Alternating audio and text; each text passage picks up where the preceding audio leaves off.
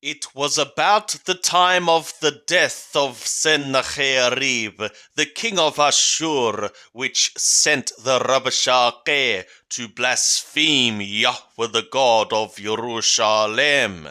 Of the books called Kings, the 2nd, chapter 20. In those days was Hezekiah sick towards death, and Yeshayahu the prophet, the son of Amoth, came to him and said to him, Thus saith Yahweh, Set thy house in order, for thou shalt die and not live.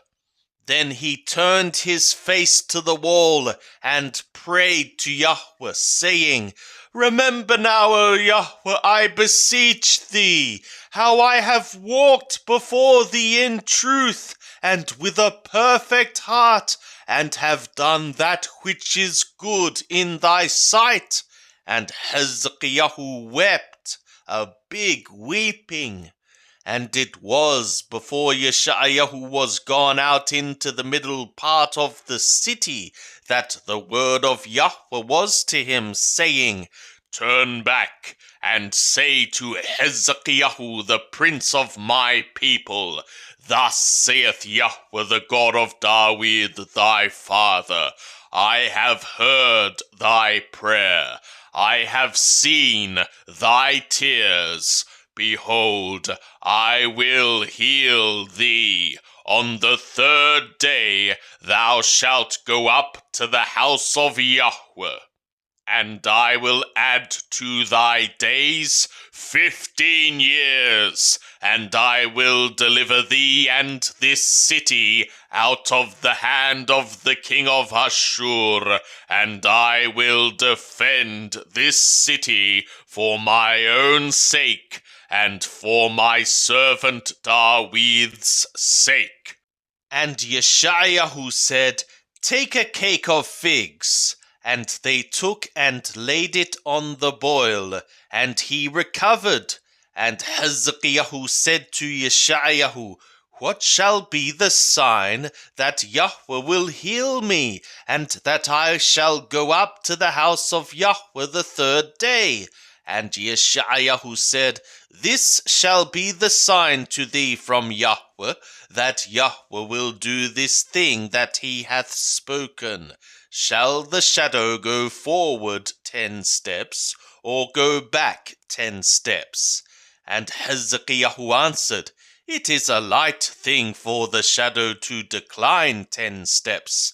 Nay, but let the shadow return backward 10 steps.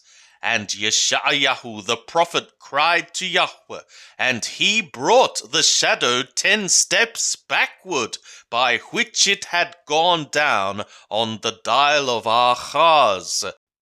At that time Marhodak Balahadan, the son of Balahadan, king of Babel, sent letters and a present to Hezekiah, for he had heard that Hezekiah had been sick. And Hezekiah hearkened to them, and showed them all the house of his precious things, the silver and the gold, and the spices, and the precious oil, and the house of his armor, and all that was found in his treasures. There was nothing in his house, nor in all his dominion, that Hezekiah showed them not. Then came Yeshayahu the prophet to King Hezekiah, and said to him, What said these men, and from whence came they to thee? And Hezekiah said, They are come from a far country, even from Babel. And he said, What have they seen in thy house? And Hezekiah answered, All that is in my house have they seen. There is nothing among my treasures that I have not shown them. And Yeshayahu said to Hezekiah, Hear the word of Yahweh. Behold, the days come that all that is in thy house, and that which thy fathers have laid up in store to this day, shall be carried to Babel. nothing shall be left, saith Yahweh. And of thy sons that shall issue from thee, whom thou shalt beget, shall they take away, and they shall be eunuchs in the palace of the king of Babel.